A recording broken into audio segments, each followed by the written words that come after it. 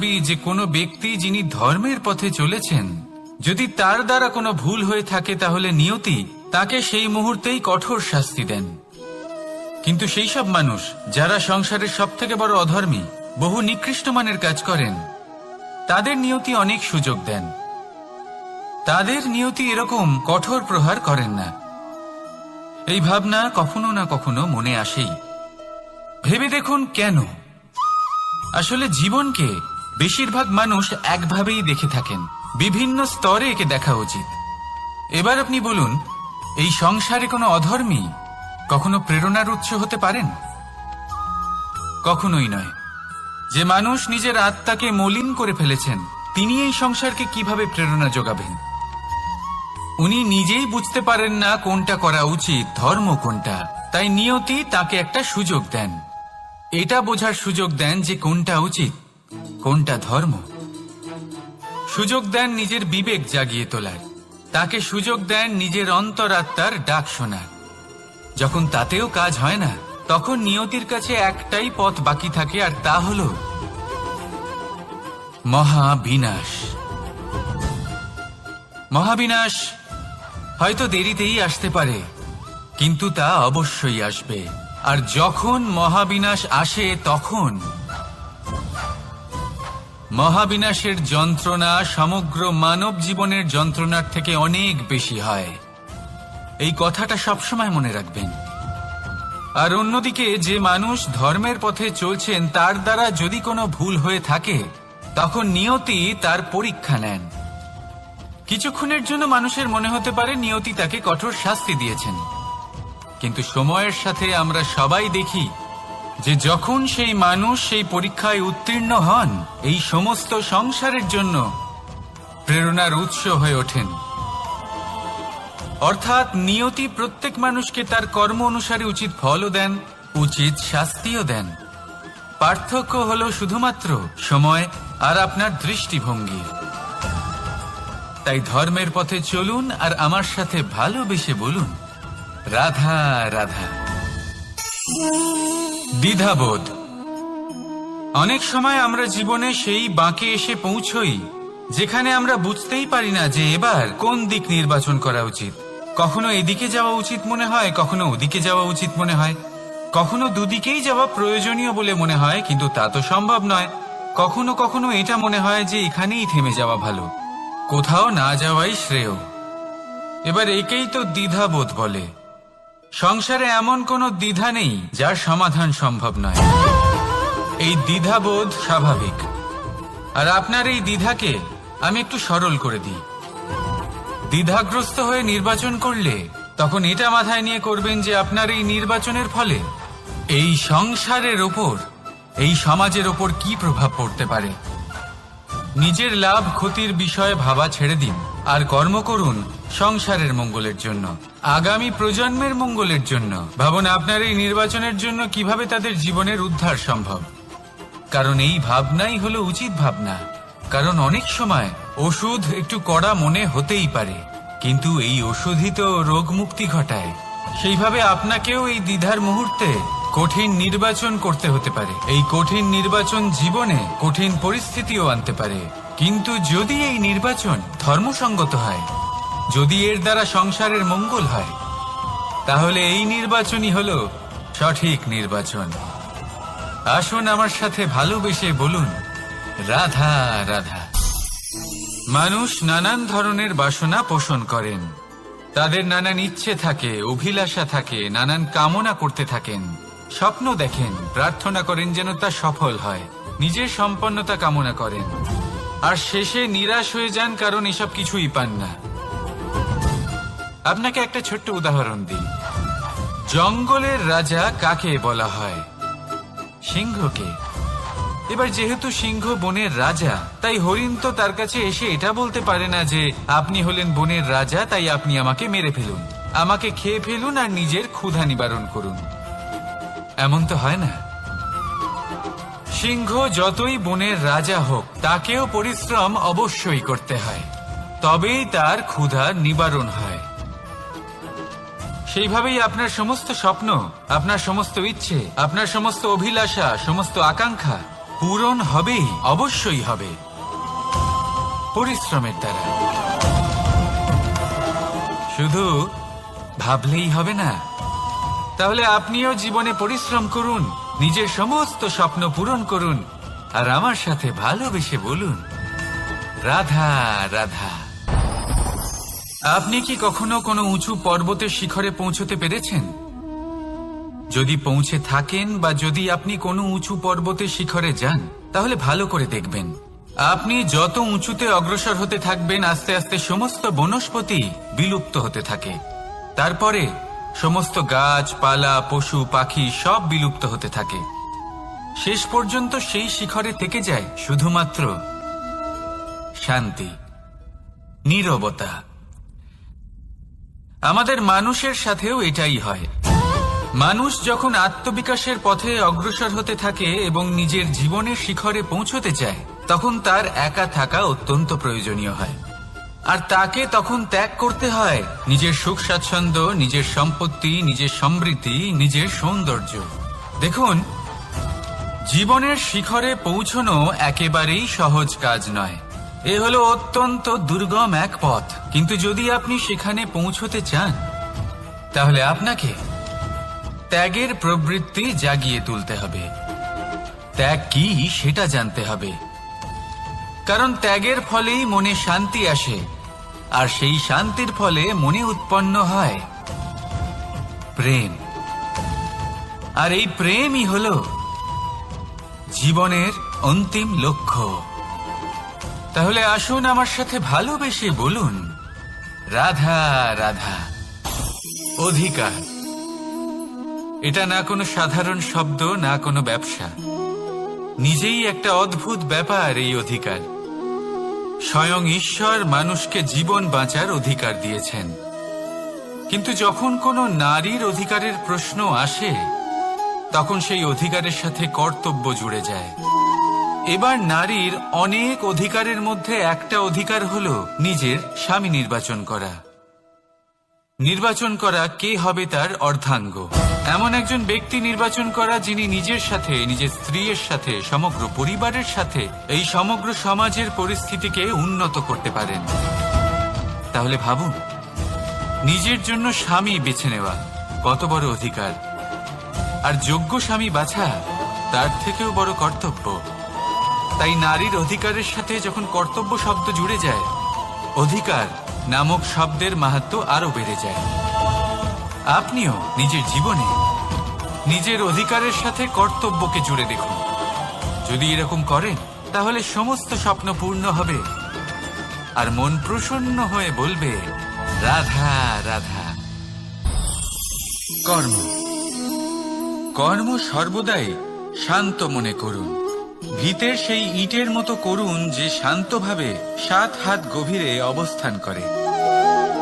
সবার চোখ যায় শিখরের সেই পতাকার দিকে, কিন্তু শিখরে থাকা সেই পতাকা প্রতীক হলো ভিতের মধ্যে থাকা সেই ইটের শক্তির, যে শান্ত মনে নিজের কাজ করে গেছে। তাই এইভাবেই নিজের কর্ম করুন শান্ত মনে, সন্তোষ ভাব নিয়ে। কলরব যা করার তা আপনার সাফল্যকে করতে দিন, কারণ যখন সাফল্যের এই জয় জয়কার চারিদিকে ছড়িয়ে পড়ে, তখন কর্মের এই মৌনতা আরো শক্তিশালী হয়ে ওঠে। তাহলে আসুন আমার সাথে ভালোবেসে বলুন, রাধা রাধা। পরীক্ষা এমন একটা শব্দ যেটা শুনে সংসারের বেশিরভাগ মানুষই ভয়ভীত হয়ে পড়েন। কারণটা কি? অসফলতার ভয়। পরীক্ষা এই শব্দের যদি আমি অন্য দিকটা দেখাই, তার তাৎপর্য এই নয় যে আপনার দুর্বলতা সবার সামনে তুলে ধরবে। এটা তো হলো সেই যুক্তি যা আপনার বল, সাহস, শক্তিগুলি সবার সম্মুখে তুলে ধরবে। আগে হ্যাঁ, এটাই হলো সেই যুক্তি। আপনি নিজেই কখনো দেখবেন, পরীক্ষার সময় আপনার অন্তরের অনেক গুণ বাইরে বেরিয়ে আসে। এমন কোন শক্তির উদ্ভব হয় যার বিষয়ে আপনি নিজেও জানতেন না, ঠিক কিনা? তাই এই পরীক্ষাকে কখনো ভয় পাবেন না। বিশ্বাসের সাথে নির্ভীক হয়ে এটার সম্মুখীন হন। দিনের শেষে এই পরীক্ষা শুধুই আপনাকে উজ্জ্বল করবে, আপনাকে আরো শ্রেষ্ঠ করে তুলবে। তাহলে আসুন আমার সাথে ভালোবেসে বলুন, রাধা রাধা। জলে জলকেলি করতে কে না ভালোবাসেন? আমাদের মধ্যে প্রত্যেক মানুষ চান কোথাও একটা সরোবরে, কোনো নদীতে, জলের মাঝে জলক্রীড়া করে আনন্দ উপভোগ করতে, তাই তো? এবার বলুন, আমাদের মধ্যে এমন কে কে আছেন যারা সাগরের ঢেউয়ের মধ্যে এক পাড় থেকে অন্য পাড়ে সাঁতার কেটে যাবার সাহস রাখেন? কে আছেন এমন? এবার এই কাজ তো হলো অত্যন্ত কঠিন। আমরা পাড় পছন্দ করি, জলকেলি করতে ভালোবাসি, কিন্তু পাড়ের কাছে, সমুদ্রের ঢেউয়ে নয়। কিন্তু একটা কথা মনে রাখবেন, যেই দিন এই পাড়ের কথা ভুলে গিয়ে আমরা সাগরের ঢেউয়ের সাথে লড়াই করার সাহস রাখব, সেই দিনই সাগরের ঢেউয়ের সাথে লড়াই করার শক্তিও আমরা পেয়ে যাব। পার আমাদের অত্যন্ত প্রিয়, আমাদের সুরক্ষিত রাখে, কিন্তু এটা আমাদের দুর্বল করে তোলে। তাই এই পারের মায়া ত্যাগ করুন আর সাগরের ঢেউয়ের সাথে লড়াই করার সংকল্প নিন। নিজের প্রতি বিশ্বাস রাখুন, তারপর দেখুন কি হয়। সফলতার শিখরে আপনার এই জীবন পৌঁছবে। আজ আমরা মানুষের আরো একটি শত্রুর বিষয়ে কথা বলবো, যার নাম হলো লোভ। মানুষ যখনই নিজের জীবনে যে কোনো বস্তুকে অত্যাধিক লাভ করার যে বাসনা, যতটা লাভ করেছি ততটা যথেষ্ট নয়, আমার আরো চাই, আরো চাই, একেই বলে লোভ। এবার এই লোভ আপনার জীবনে শুভ না অশুভ, আপনার মিত্র নাকি আপনার শত্রু, সেটাও নির্ভর করছে আপনার উপর। যেমন ধরুন, কোনো ব্যক্তির অসম্ভব ধনের লোভ, সে সেটা অর্জন করছে আর সেটা সংগ্রহ করছে, আপনি হেরে যাবেন। আর সেটা লাভ করার জন্য সে অনৈতিক কাজ করছে। যদি এই সব হতে থাকে তাহলে লোভ কিন্তু আপনার পক্ষে অত্যন্ত ক্ষতিকারক। কিন্তু যদি সেই ব্যক্তি ধরুন ধন অর্জন করছেন, তার সাথে নীতিও পালন করছেন, আর সংগ্রহ করার পরে সেটা সংসারে ছড়িয়ে দিচ্ছেন, যদি এমনটা হয় তাহলে এই লোভ আপনার বন্ধু হয়ে উঠতে পারে। যদি আপনার সৎসঙ্গ লাভ করার, সৎকর্ম করার লোভ থাকে, তাহলে আপনি কখনো একা থাকবেন না। যদি ভালোবাসা প্রদান করার লোভ থাকে, এই সংসারকে সাহায্য করার লোভ থাকে, তাহলে এই লোভ যা সংসারের শত্রু, সেটা কিন্তু আপনার সাথে পরমাত্মার মিলন ঘটাতে পারে। এবার এই লোভকে নিজের মিত্র করে তুলবেন নাকি শত্রু করে তুলবেন, সেই সিদ্ধান্ত আপনারই। আসুন আমার সাথে ভালোবেসে বলুন, রাধা রাধা। গুরু হলেন ধনু। কখনো এই প্রকৃতির দিকে তাকিয়ে থাকবেন। এই প্রকৃতি অনেক ধরনের শিক্ষা দেয়, গন্তব্যের দিকে এগিয়ে দেন। কোন একটা গাছকে দেখুন কিভাবে সে মাটি থেকে জল শুষে নেয়, যাতে শিষ্য সে ঝড় হোক বা হোক, কড়া রোদ সব সহ্য করে এবং অবশেষে সে ফল ধারণ করে। আর সেই ফল উৎপন্ন করার পরে সে ফল কিন্তু সে নিজে গ্রহণ করে না, এই সংসারকে প্রদান করে, যাতে পশু পাখি মানুষ তারা এই ফল গ্রহণ করে শক্তিশালী হয়ে উঠতে পারে, সুস্থ থাকতে পারে। সেভাবেই নদী, সরোবর, এরা নিজেরাও কিন্তু নিজেদের জল গ্রহণ করে না, মাটিকে প্রদান করে, পশু পাখিকে প্রদান করে। সূর্য নিজেও নিজের জন্য প্রজ্বলিত হয় না, সে প্রকাশ ছড়িয়ে দিতে চায় আমাদের সবার কাছে, সে আলো পৌঁছে দিতে চায়। এই প্রত্যেকের কর্মে পরমার্থ নিহিত আছে, আর সেই জন্যই এদের সকলকে পুজো করা হয়। তাই মনে রাখবেন, তত বেশি এই সংসার আপনার কাছে জীবন যাপনের অতিরিক্ত যা কিছুই আছে, তাহলে সারা জীবন তা পরমার্থের জন্য।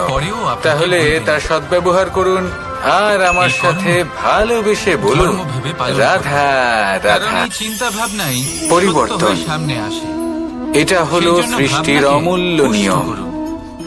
এই সংসারে সবকিছু সময়ান্তরে পরিবর্তিত হয়, এই সময়ও পরিবর্তিত হয়। পরিবর্তন চিরকাল হয়ে এসেছে আর চিরকাল হতে থাকবে।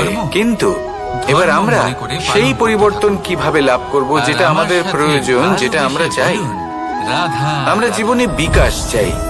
এই জীবন, এই বিকাশ কিভাবে লাভ করতে পারি? দেখতে গেলে কিন্তু এই প্রকৃতি কিন্তু আমাদের অত্যন্ত উত্তম উদাহরণ দিয়ে বুঝিয়েছে। একটি বিন্দুর উদাহরণ দিয়েছে যা ভবিষ্যতে একটা বিশাল নদীর আকার ধারণ করে। এর উত্তর এটা কিভাবে হয়? মানুষের মধ্যেই লুকিয়ে। মেঘ থেকে একটি বিন্দু ঝরে পড়ে সেই পর্বতের ওপর যেখানে হিম আছে। এবার জীবনের সেই যে হিমের কঠিন সংস্পর্শে সময়গুলো থাকে, আসা মাত্র সেগুলো সেই প্রসঙ্গের মতো সেই হয়। বিন্দুর সাথে আরো যেমন বেশ কিছু ধরুন, বিন্দু যুক্ত আপনি হয়। হাঁটছেন, তারপর তারা হাঁটছেন, অগ্রসর আর হয় হঠাৎ আরো করে কিছু পায়ে বিন্দু কাঁটা যুক্ত ফুটে হয়। আস্তে আস্তে একটা ক্ষীণ এবার আপনি কি ধারার রূপ করবেন? ধারণ করে। এমনও এবং ব্যক্তি সেটাই আছেন যারা ভবিষ্যতে সেই কষ্টের আরো কারণে, এগোতে সেই থাকে। কষ্ট পাওয়ার অনেকটা ভয়ে যাওয়ার পর যখন অনেক সংখ্যক পিছিয়ে বিন্দু আসে। একসাথে যুক্ত হয় এমনও কিছু তখন সেটা ব্যক্তি বিশাল থাকেন নদীর যারা আকার ধারণ করে। সেই আঘাতে নিরাময় করার এবার আমরা জন্য মানুষ সময় বলে নষ্ট আমাদের করেন। সাথে কতটা এই নিয়মের জানেন? অন্যথা হয় তা নয়। এমনও কিছু আমরাও ব্যক্তি এই থাকতে প্রকৃতির পারেন, অংশ। যিনি হয়তো সেই কাঁটাকে আমাদের তুলে ক্ষেত্রেও নিয়ে একই তার নিয়ম ব্যবহার প্রযোজ্য। গজালের মতো করবেন। যখন তাকে পরিশ্রম করে দেওয়ালে অনেক পুঁতে সংখ্যক বিন্দু একটা আমরা সুন্দর একত্রিত ছবি করব, লাগাবেন, যাতে সেই দেওয়াল তখনই পরিবর্তনের আরো নদী সুন্দর প্রবাহিত দেখতে হবে। মনে হয়। এটাই প্রয়োজন জীবনের হলো সুখ হতে পারে। নিরন্তর পরিশ্রম এবার করা দেখুন, এবং ধৈর্য জীবন হলো ধরা। কঠিন, এটা নাকি করতে অত্যন্ত থাকুন, কঠিন? সেটা জীবনে গুরুত্বপূর্ণ নয়। সবকিছু লাভ করতে পারবেন। সেটাকে সরল করার জন্য কারণ আপনি কি প্রকৃতি করছেন আমাদের সেটা এটাই শিখিয়েছে। গুরুত্বপূর্ণ। আর আমরা জেনে রাখুন, আমরা সবাই এই মরণশীল। ব্রহ্মরই একটি অংশ, আমাদের সবার মৃত্যু হবে, যার দ্বারা এই প্রত্যেককেই ব্রহ্মাণ্ড একদিন নির্মিত। অবশ্যই মরতে হবে। আসুন আমার সাথে এবার ভালোবেসে যখন সেটা বলুন, হতেই চলেছে, রাধা রাধা। তাহলে ভয় কেন পাবো? আমরা সকলে চিন্তা কেন সামাজিক করব? জীব। মানুষের দুশ্চিন্তা সাথে করলে কি দেখা এর সাক্ষাৎ সমাধান করা হয়ে যাবে? এটা চিরকালই চলতে কখনোই থাকে। নয়। আমরা যা কখনো প্রারব্ধ কাউকে তা উপহার হবেই। দিই, আবার কখনো তাই কেউ জীবন আমাদের এই উপহার কিছুক্ষণ দেয়। আপনাকে বাঁচার জন্য দিয়েছে। কখনো কি এমন তা হয়েছে বাঁচতে শুরু করে দিন। যে আপনি কাউকে জীবনে একটা যা উপহার পরিস্থিতি দিয়েছেন, আসুক, কিছু তার সময় ধনাত্মক পরে বা দৃষ্টিভঙ্গি কিছু দিয়ে দেখা মাস শুরু পরে করুন। সেই উপহারই ঘুরে ফিরে আপনার কাছেই এসেছে। এটা যদি আপনি অর্থাৎ শিখে সেই নিতে বস্তুটাই পারেন, আপনার কাছে আবার তাহলে ফিরে এলো। আপনার এই জীবন এরকম সুখ হয়। ও প্রসন্নতা দ্বারা ভরে ছেলেবেলায় ওঠে। একদিন আর একজনের এই বিবাহ ছিল। প্রসন্নতাই আপনি বলবেন, তখন মা তাকে একটা রাধা, উপহার দিতে রাধা। চাইছিলেন। বৃষ্টির তাই তিনি জল একটা যখন পোশাক মেঘের দ্বারা বানালেন টিপটিপ আর করে সেটাকে ঝরে পড়ে, সুসজ্জিত তখন কি করছিলেন। ভালো লাগে, আমি তাই না? দেখলাম আর জিজ্ঞেস করলাম যে শুধু মা, যে আবহাওয়া এই পোশাক ভালো করে এত তোলে তাই সুসজ্জিত নয়। করার কি আছে? এই মাটিতে সমাহিত তখন মা বললেন যে একটা কানাই, অত্যন্ত সুন্দর কখনো গন্ধ উৎপন্ন কাউকে করে। এই এমনই লতাপাতা, উপহার এই দেবে, বৃক্ষ এদের এমন জীবন প্রকারে দান দেবে করে, এদের যে পুষ্ট করে সেটা তোলে। যদি আবার ঘুরে আর ফিরে তার তোমার সাথে কাছে অনেক ফিরে আসে, জীবের কল্যাণ তাহলে যেন করে। তোমার খারাপ না লাগে। কিন্তু ভাবুন, এটাই যখন কিন্তু বজ্রপাত হয় আমাদের হয়, ব্যবহারের তখন সাথে, কি হয়? কর্মের এই সাথেও সমস্ত জলের ফোঁটা এবং আমাদের কথার সাথেও অনিয়ন্ত্রিত হয়ে যায়। তেমনই একটা আচরণ ভয়ানক করবেন বন্যার রূপ নিয়ে নেয়, যে যা আচরণ আপনি শুধুমাত্র সহ্য করতে পারবেন। যদি মুখ থেকে মহাবিনাশ কটু হয়। কথা বেরোতে থাকে তখন নিজেকে সংযত এর করে নিন। সারমর্ম কি? সেই শব্দই প্রয়োগ করুন এর যেটা আপনি সারমর্ম তার হলো বদলে শুনতে কর্ম চাইবেন করুন। এবং আপনার দুঃখ হবে না। কিন্তু তার নিয়ন্ত্রণ রেখে। কারণ যদি আপনার আপনি কর্ম নিয়ন্ত্রণে এমন একটা উপহার থাকেন, যেটা আবার ঘুরে ফিরে ফলস্বরূপ তাহলে আপনার আপনিও কাছেই আসবে। জীবনরূপী এই বর্ষার সেই জন্য পরিবর্তে নিজের আচরণ শুভ ভয়ানক করুন, বন্যার নিজের রূপ মানসিকতা ধারণ শুভ করবেন। করুন, নিজের মুখ থেকে মধুর বাণী নিঃসৃত এবার করুন আর এইভাবেই মধুর ভাবে বিকাশ বলুন, ঘটাবেন রাধা নাকি রাধা। বিনাশ? এই সংসারে সিদ্ধান্ত প্রত্যেকটা হলো জিনিসের নিজস্ব একটা যদি বিকাশ বিশেষত্ব ঘটাতে আছে, চান, আর তার তাহলে বিশেষত্বর নিজের কর্মের জন্যই তাকে সাথে বিশেষ সাথে গুরুত্ব দেওয়া হয়। নিজের মনকেও নিয়ন্ত্রণ যদি কথা করতে বলি শিখুন। অস্ত্রের, যেমন এই তরোয়াল, মনকে সংযত করুন। তরোয়াল একে নির্মাণ নিয়ন্ত্রণে করা রাখুন। হয়েছে নিজের কর্মকে নিয়ন্ত্রণে রক্ষার রাখুন। জন্য। ভারসাম্য বজায় কত রাখুন। তাড়াতাড়ি সে আর আমার সামনে সাথে উপস্থিত ভালো শত্রুকে লেগে বলুন, নিধন করতে পারে। রাধা রাধা। এবার এই কখনো তরোয়ালের ঘোড়া কোন তার গুণটা দেখা ঘোড়সওয়ারিকে প্রয়োজন? দেখেছেন?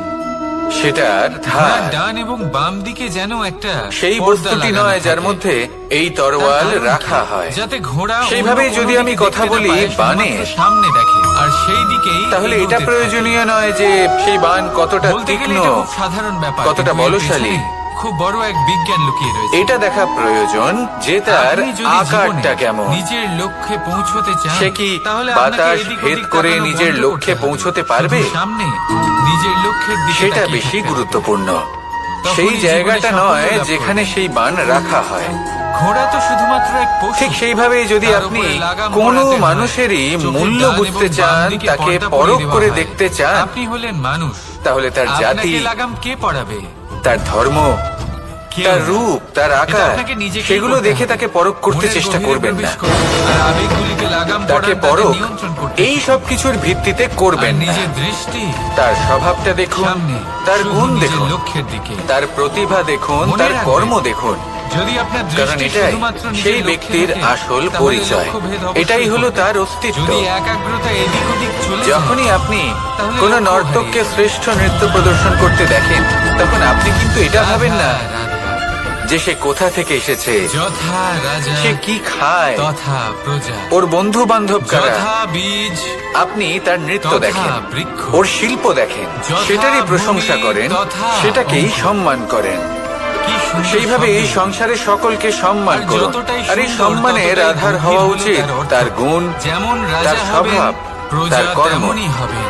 যেমন ভূমি তার হবে, রূপ আর অঙ্কুরও তার তেমনই হবে। বেশভূষা নয়। কখনো গভীরে গিয়ে আসুন এই আমার কথার সাথে অর্থ ভালোবেসে বোঝার চেষ্টা বলুন, করেছেন আপনি? রাধা রাধা। রাজা এই শব্দের এই মূল সংসার হলো বলে যে কৃষ্ণ হলো রজ। মহাযোগী, রজ কথার কেউ অর্থ বলে যে হলো কৃষ্ণ মাটি। হলো সাংখ্য যোগের অর্থাৎ প্রবর্তক, রাজা হলেন কেউ তিনি, বলে যিনি ভক্তি যোগে, মাটির সাথে যুক্ত। কেউ বলে রাজা জ্ঞান হলেন যোগে, তিনি, যিনি প্রজাদের কেউ কেউ এটা সম্মান মনে করেন করতেন, যে তাদের অষ্টাঙ্গ যত্ন যোগের নিতেন। প্রভু হলাম তাদের আমি। চোখে জল দেখলেই চিন্তিত হয়ে ওঠে। কিন্তু এই যোগ আসলে কি? তাদের অস্ত্র মোছার জন্য সমস্ত সম্ভাব্য যোগ চেষ্টা বিষয়টাকে বোঝা করেন। খুব তাদের একটা সুখী কঠিন রাখার নয়, জন্য সমস্ত চেষ্টা কিন্তু সেই করেন। যোগকে নিজের রাজা জীবনের এরকম। অংশ করে তোলা হলো এবার এই অত্যন্ত সমস্ত গুণ কঠিন, যদি আর একজন তার রাজার জন্য মধ্যে না প্রয়োজন থাকে, অভ্যাস। তাহলে প্রজার মধ্যে যোগ অসন্তোষ শব্দটার দেখা অর্থ যায়। হলো যুক্ত আর এই করা, অসন্তোষ আর এটা আমি বিদ্রোহের ছোটবেলায় রূপ শিখেছিলাম। নেয়। আর এই বিদ্রোহ যখন যেকোনো রূপেই আমার মাখন হলো খেতে ইচ্ছে করতো বিনাশকারী। আর মা তাহলে মাখনের রাজার সেই উচিত হাঁড়িটা প্রজাদের রক্ষা করা ওপরে টাঙিয়ে এবং রাখতেন, প্রজাদেরও উচিত তখন আমরা রাজার ভাবতাম যে প্রতি অত দূরে বিশ্বাস পৌঁছবো কি রাখা। করে।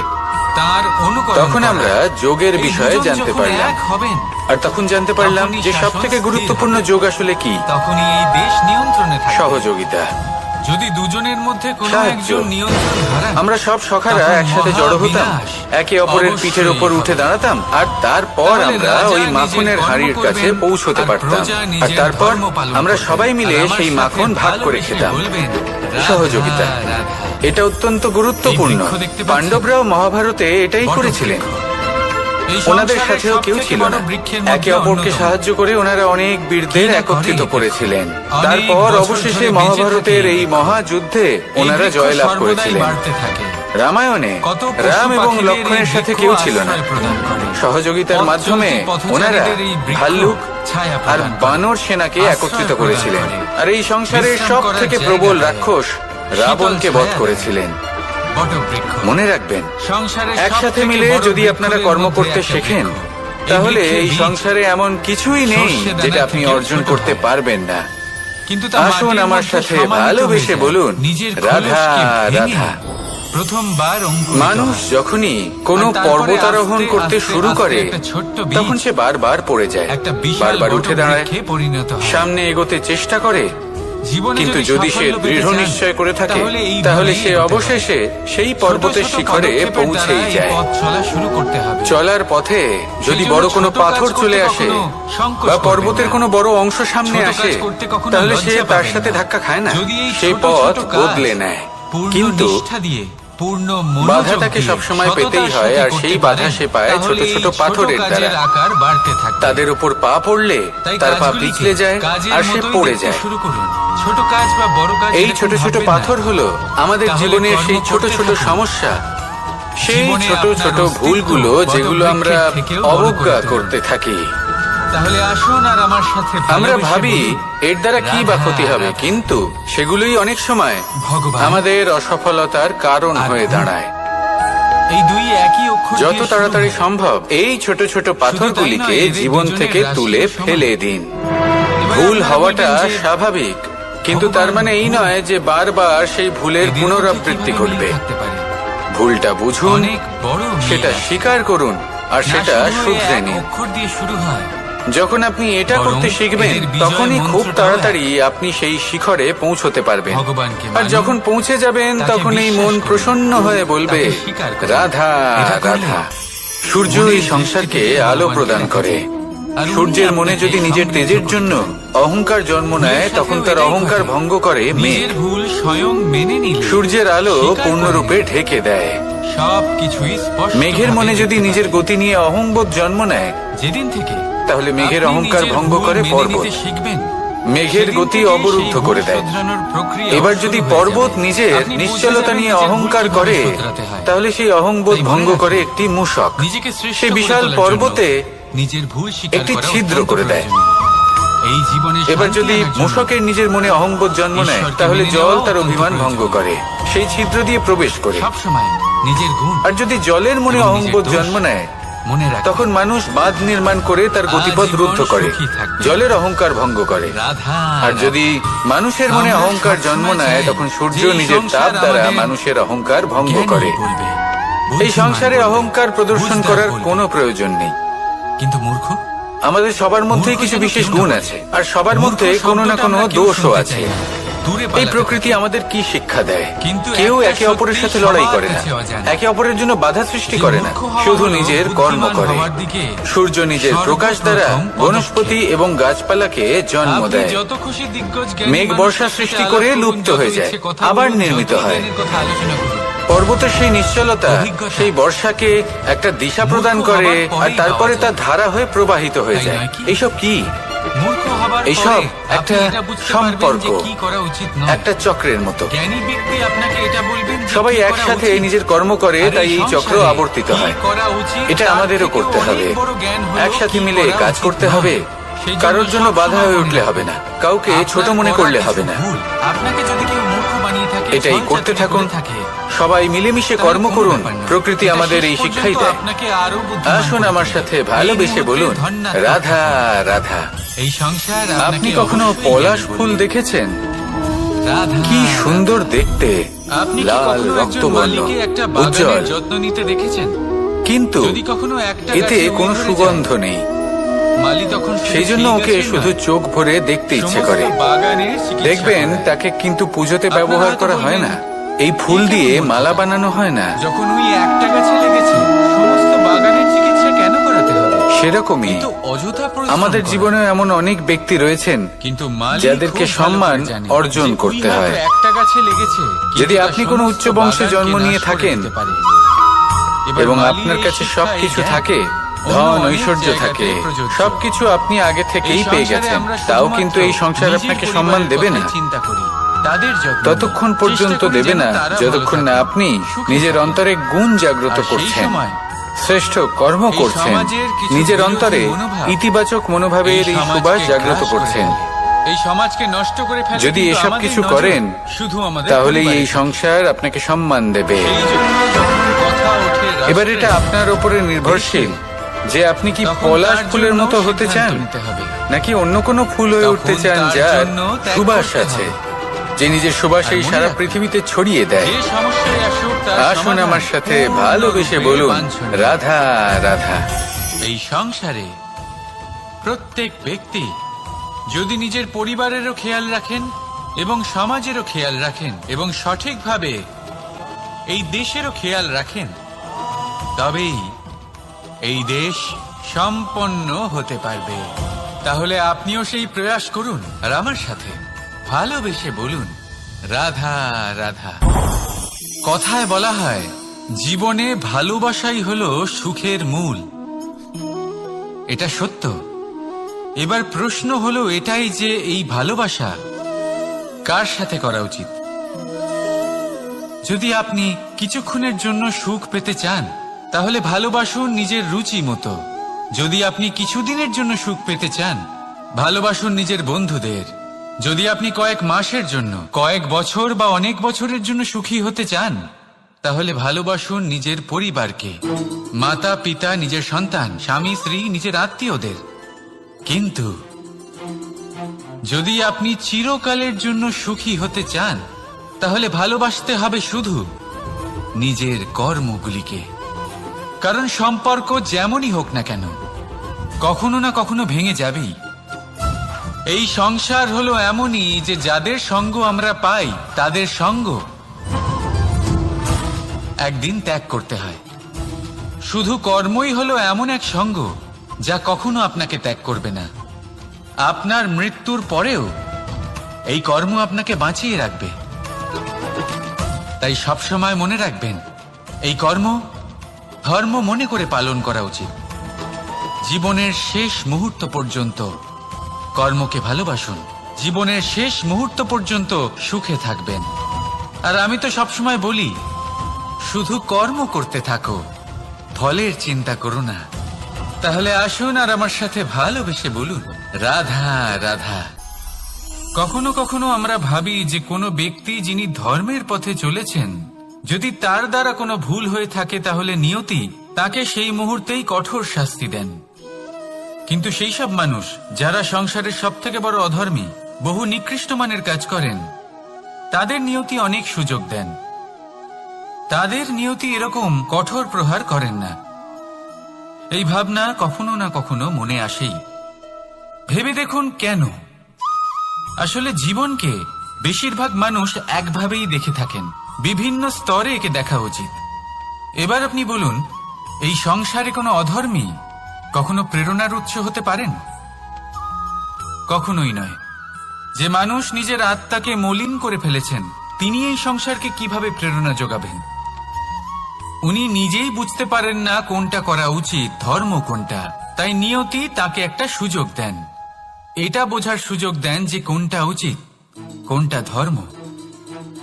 সুযোগ দেন নিজের বিবেক জাগিয়ে তোলার, তাকে সুযোগ দেন নিজের অন্তরাত্মার ডাক শোনার। যখন তাতেও কাজ হয় না, তখন নিয়তির কাছে একটাই পথ বাকি থাকে, আর তা হল মহাবিনাশ। মহাবিনাশ হয়তো দেরিতেই আসতে পারে, কিন্তু তা অবশ্যই আসবে। আর যখন মহাবিনাশ আসে, তখন মহাবিনাশের যন্ত্রণা সমগ্র মানব জীবনের যন্ত্রণার থেকে অনেক বেশি হয়। এই কথাটা সবসময় মনে রাখবেন। আর অন্যদিকে যে মানুষ ধর্মের পথে চলছেন, তার দ্বারা যদি কোনো ভুল হয়ে থাকে, তখন নিয়তি তার পরীক্ষা নেন। কিছুক্ষণের জন্য মানুষের মনে হতে পারে নিয়তি তাকে কঠোর শাস্তি দিয়েছেন, কিন্তু সময়ের সাথে আমরা সবাই দেখি যে যখন সেই মানুষ সেই পরীক্ষায় উত্তীর্ণ হন, এই সমস্ত সংসারের জন্য প্রেরণার উৎস হয়ে ওঠেন। অর্থাৎ নিয়তি প্রত্যেক মানুষকে তার কর্ম অনুসারে উচিত ফলও দেন, উচিত শাস্তিও দেন। পার্থক্য হলো শুধুমাত্র সময় আর আপনার দৃষ্টিভঙ্গি। তাই ধর্মের পথে চলুন আর আমার সাথে ভালোবেসে বলুন, রাধা রাধা। দ্বিধাবোধ। অনেক সময় আমরা জীবনে সেই বাঁকে এসে পৌঁছই যেখানে আমরা বুঝতেই পারি না যে এবার কোন দিক নির্বাচন করা উচিত। কখনো এদিকে যাওয়া উচিত মনে হয়, কখনো ওদিকে যাওয়া উচিত মনে হয়, কখনো দুদিকেই যাওয়া প্রয়োজনীয় বলে মনে হয়, কিন্তু তা তো সম্ভব নয়। কখনো কখনো এটা মনে হয় যে এখানেই থেমে যাওয়া ভালো, কোথাও না যাওয়াই শ্রেয়। এবার একেই তো দ্বিধাবোধ বলে। সংসারে এমন কোনো দ্বিধা নেই যার সমাধান সম্ভব নয়। এই দ্বিধাবোধ স্বাভাবিক। আর আপনার এই দ্বিধাকে আমি একটু সরল করে দিই। দ্বিধাগ্রস্ত হয়ে নির্বাচন করলে তখন এটা মাথায় নিয়ে করবেন যে আপনার এই নির্বাচনের ফলে এই সংসারের ওপর, এই সমাজের ওপর কি প্রভাব পড়তে পারে। নিজের লাভ ক্ষতির বিষয়ে ভাবা ছেড়ে দিন আর কর্ম করুন সংসারের মঙ্গলের জন্য, আগামী প্রজন্মের মঙ্গলের জন্য। ভাবুন আপনার এই নির্বাচনের জন্য কিভাবে তাদের জীবনের উদ্ধার সম্ভব। কারণ এই ভাবনাই হলো উচিত ভাবনা। কারণ অনেক সময় ওষুধ একটু কড়া মনে হতেই পারে, কিন্তু এই ওষুধই তো রোগ মুক্তি ঘটায়। সেইভাবে আপনাকেও এই দ্বিধার মুহূর্তে কঠিন নির্বাচন করতে হতে পারে। এই কঠিন নির্বাচন জীবনে কঠিন পরিস্থিতিও আনতে পারে, কিন্তু যদি এই নির্বাচন ধর্মসঙ্গত হয়, যদি এর দ্বারা সংসারের মঙ্গল হয়, তাহলে এই নির্বাচনই হলো সঠিক নির্বাচন। আসুন আমার সাথে ভালোবেসে বলুন, রাধা রাধা। মানুষ নানান ধরনের বাসনা পোষণ করেন, তাদের নানান ইচ্ছে থাকে, অভিলাষা থাকে, নানান কামনা করতে থাকেন, স্বপ্ন দেখেন, প্রার্থনা করেন যেন তা সফল হয়, নিজের সম্পন্নতা কামনা করেন, আর শেষে নিরাশ হয়ে যান কারণ এসব কিছুই পান না। আপনাকে একটা ছোট্ট উদাহরণ দিই। জঙ্গলের রাজা কাকে বলা হয়? সিংহকে। এবার যেহেতু সিংহ বনের রাজা, তাই হরিণ তো তার কাছে এসে এটা বলতে পারে না যে আপনি হলেন বনের রাজা, তাই আপনি আমাকে মেরে ফেলুন, আমাকে খেয়ে ফেলুন আর নিজের ক্ষুধা নিবারণ করুন। এমন তো হয় না। সিংহ যতই বনের রাজা হোক, তাকেও পরিশ্রম অবশ্যই করতে হয়, তবেই তার ক্ষুধা নিবারণ হয়। সেইভাবেই আপনার সমস্ত স্বপ্ন, আপনার সমস্ত ইচ্ছে, আপনার সমস্ত অভিলাষা, সমস্ত আকাঙ্ক্ষা পূরণ হবেই, অবশ্যই হবে, পরিশ্রমের দ্বারা। শুধু ভাবলেই হবে না।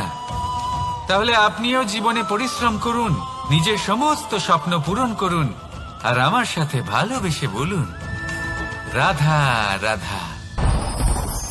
আপনি কি কখনো কোনো উঁচু পর্বতের শিখরে পৌঁছতে পেরেছেন? যদি পৌঁছে থাকেন বা যদি আপনি কোনো উঁচু পর্বতের শিখরে যান, তাহলে ভালো করে দেখবেন, আপনি যত উঁচুতে অগ্রসর হতে থাকবেন আস্তে আস্তে সমস্ত বনস্পতি বিলুপ্ত হতে থাকে। তারপরে সমস্ত গাছপালা, পশু পাখি সব বিলুপ্ত হতে থাকে। শেষ পর্যন্ত সেই শিখরে থেকে যায় শুধুমাত্র শান্তি, নীরবতা। আমাদের মানুষের সাথেও এটাই হয়। মানুষ যখন আত্মবিকাশের পথে অগ্রসর হতে থাকে এবং নিজের জীবনের শিখরে পৌঁছতে চায়, তখন তার একা থাকা অত্যন্ত প্রয়োজনীয় হয়। আর তাকে তখন ত্যাগ করতে হয় নিজের সুখ স্বাচ্ছন্দ্য, নিজের সম্পত্তি, নিজের সমৃদ্ধি, নিজের সৌন্দর্য। দেখুন, জীবনের শিখরে পৌঁছনো একেবারেই সহজ কাজ নয়। এ হলো অত্যন্ত দুর্গম এক পথ। কিন্তু যদি আপনি সেখানে পৌঁছতে চান, তাহলে আপনাকে ত্যাগের প্রবৃত্তি জাগিয়ে তুলতে হবে। ত্যাগ কি সেটা জানতে হবে, কারণ ত্যাগের ফলেই মনে শান্তি আসে, আর সেই শান্তির ফলে মনে উৎপন্ন হয় প্রেম। আর এই প্রেমই হলো জীবনের অন্তিম লক্ষ্য। তাহলে আসুন আমার সাথে ভালোবেসে বলুন, রাধা রাধা। অধিকার, এটা না কোনো সাধারণ শব্দ, না কোনো ব্যবসা, নিজেই একটা অদ্ভুত ব্যাপার এই অধিকার। স্বয়ং ঈশ্বর মানুষকে জীবন বাঁচার অধিকার দিয়েছেন। কিন্তু যখন কোনো নারীর অধিকারের প্রশ্ন আসে, তখন সেই অধিকারের সাথে কর্তব্য জুড়ে যায়। এবার নারীর অনেক অধিকারের মধ্যে একটা অধিকার হলো নিজের স্বামী নির্বাচন করা। নির্বাচন করা কে হবে তার অর্ধাঙ্গ, এমন একজন ব্যক্তি নির্বাচন করা যিনি নিজের সাথে, নিজের স্ত্রীর সাথে, সমগ্র পরিবারের সাথে এই সমগ্র সমাজের পরিস্থিতিকে উন্নত করতে পারেন। তাহলে ভাবুন, নিজের জন্য স্বামী বেছে নেওয়া কত বড় অধিকার, আর যোগ্য স্বামী বাছা তার থেকেও বড় কর্তব্য। তাই নারীর অধিকারের সাথে যখন কর্তব্য শব্দ জুড়ে যায়, অধিকার নামক শব্দের মাহাত্ম্য আরো বেড়ে যায়। আপনিও নিজের জীবনে নিজের অধিকারের সাথে কর্তব্যকে জুড়ে দেখুন। যদি এরকম করেন, তাহলে সমস্ত স্বপ্ন পূর্ণ হবে, আর মন প্রসন্ন হয়ে বলবে, রাধা রাধা। কর্ম, কর্ম সর্বদাই শান্ত মনে করুন। ভিতের সেই ইটের মতো করুন যে শান্তভাবে 7 হাত গভীরে অবস্থান করে। সবার চোখ যায় শিখরের সেই পতাকার দিকে, কিন্তু শিখরে থাকা সেই পতাকা প্রতীক হলো ভিতের মধ্যে থাকা সেই ইটের শক্তির, যে শান্ত মনে নিজের কাজ করে গেছে। তাই এইভাবেই নিজের কর্ম করুন শান্ত মনে, সন্তোষ ভাব নিয়ে। কলরব যা করার তা আপনার সাফল্যকে করতে দিন, কারণ যখন সাফল্যের এই জয় জয়কার চারিদিকে ছড়িয়ে পড়ে, তখন কর্মের এই মৌনতা আরো শক্তিশালী হয়ে ওঠে। তাহলে আসুন আমার সাথে ভালোবেসে বলুন, রাধা রাধা। পরীক্ষা এমন একটা শব্দ যেটা শুনে সংসারের বেশিরভাগ মানুষই ভয়ভীত হয়ে পড়েন। কারণটা কি? অসফলতার ভয়। পরীক্ষা এই শব্দের যদি আমি অন্য দিকটা দেখাই, তার তাৎপর্য এই নয় যে আপনার দুর্বলতা সবার সামনে তুলে ধরবে। এটা তো হলো সেই যুক্তি যা আপনার বল, সাহস, শক্তিগুলি সবার সম্মুখে তুলে ধরবে। আগে হ্যাঁ, এটাই হলো সেই যুক্তি। আপনি নিজেই কখনো দেখবেন পরীক্ষার সময় আপনার অন্তরের অনেক গুণ বাইরে বেরিয়ে আসে। এমন কোন শক্তির উদ্ভব হয় যার বিষয়ে আপনি নিজেও জানতেন না, ঠিক কিনা? তাই এই পরীক্ষাকে কখনো ভয় পাবেন না। বিশ্বাসের সাথে নির্ভীক হয়ে এটার সম্মুখীন হন। দিনের শেষে এই পরীক্ষা শুধুই আপনাকে উজ্জ্বল করবে, আপনাকে আরো শ্রেষ্ঠ করে তুলবে। তাহলে আসুন আমার সাথে ভালোবেসে বলুন রাধা রাধা।